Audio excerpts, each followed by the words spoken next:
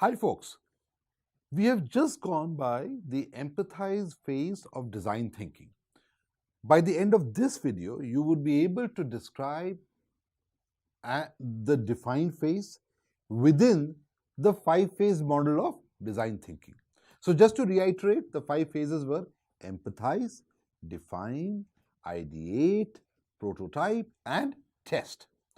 Now, in the define phase, the students must qualify their problem understanding by making sense of the information they got from the previous phase to determine what the problem is and whether it actually is the right problem that they focus on. For this analysis, the students must surround themselves with their data material from the empathize phase, from the earlier phase, so that it is visual, tangible, accessible to them, for example, by using the walls of a project room.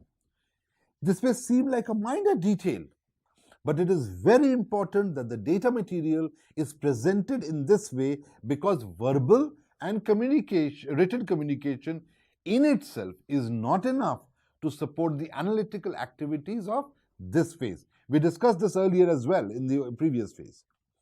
The define phase entails multiple iterations where the students must revisit their problem statement several times as they learn more about the context of their project and the potential directions for solutions. So instruct the students to formulate their problem definition in a manner where it calls for ambitious solutions based on thorough understanding of the user's context and the academic research. This can, for example, be ensured by having the students present their problem definition to you as a teacher and possibly to external clients, for example, private companies, public institutions, NGOs. You could also get them to present this to academic experts, users, or other relevant people. If the students are collaborating with an external client, they can engage in a dialogue or perhaps in even a negotiation in order to agree on a problem definition that can make the basis for their further project work.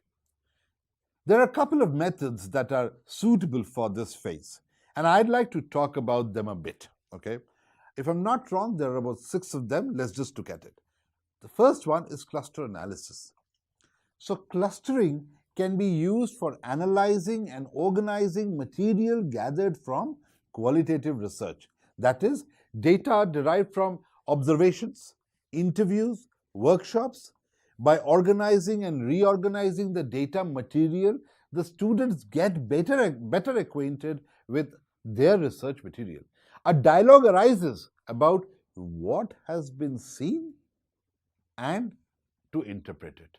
And when the categories are formed, there might arise new connections and new insights. So clustering is very suitable for group work because the research material is visually represented, which facilitates an overview of the research material in the whole group.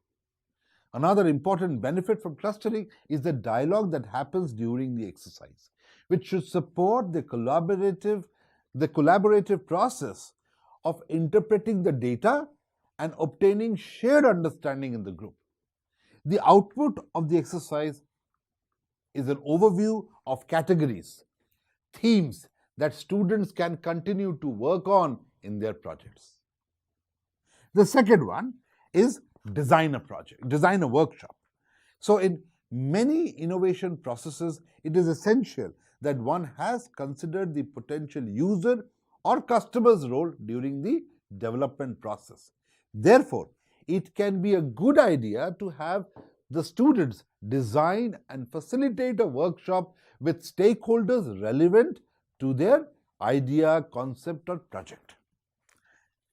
The third one is a little interesting. It's what we call as how might we, okay? So the how might we question is a specific phrase which is used for framing the challenge that students want to develop solutions for. By asking the simple yet constructive question, how might we, it is emphasized that there are many different ways to solve a problem, a challenge, with how might. and that it is something that we do together. Formulating how might we questions can be done to follow up on a research phase just before brainstorming on ideas for solutions. That is, for example, by letting the students transform their insights from fieldwork and other research into how might we questions. When developing how might we questions, divergent thinking is applied in order to brainstorm on the possibilities that are within the students' projects. You can either choose to develop many different how might we questions or decide on an overall how might we question. A good how might we question uses a clear, understandable language and inspires to research new and alternate facets of a problem area as well as specific ideas for solutions. Please be aware that the students develop appropriate questions that are neither too broad, overly constrained, or solution-oriented. An example of a question that is too abstract and ambitious. How might we perfect the user experience? An example of a question that is too narrow and too solution-oriented. How might we improve the user experience by placing a table football game in the common room? I might as well ask them validate the answer by giving them the solution. Why should I ask a question? The example of an appropriate question could be, how might we help patients maintain their social identity while being users at the patient's house or the hospital? So how might we is a very strong tool that you need to practice it yourself as a facilitator, as a faculty, as an educator, and then start using it with your students as well. Next is SWOT analysis. SWOT analysis is a commonly used strategic tool. The method investigates an organization or solution's strengths, weaknesses, opportunities, and threats in an effort to map out the development potential. The method is deployed via a simple structure that provides an overview of an organization's strengths and competitive standing by focusing on the organization's inner strengths and weaknesses, as well as the organization's external, beyond its control, So organization's external opportunities and threats. The organization's internal resources are hereby situated within an authentic context. Overall, the method provides a good overview of the organization's competitive standing and strategic options. The SWOT analysis is often coupled with a SWOT matrix. The last one, if I'm not wrong, and let us just check if the last one is called the mind map. A mind map can be used to unpack and uncover a theme and develop ideas and suggestions. The objective is to gather input and thoughts about a given idea and put these ideas on a paper in such a way that the relationships be visualized. The method is suitable for group or individual work. It may be applied throughout the innovation process, but it's very effective in the early stages of innovation.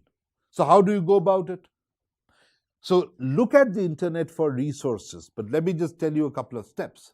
So start by writing the topic or central question in the circle in the middle of a paper.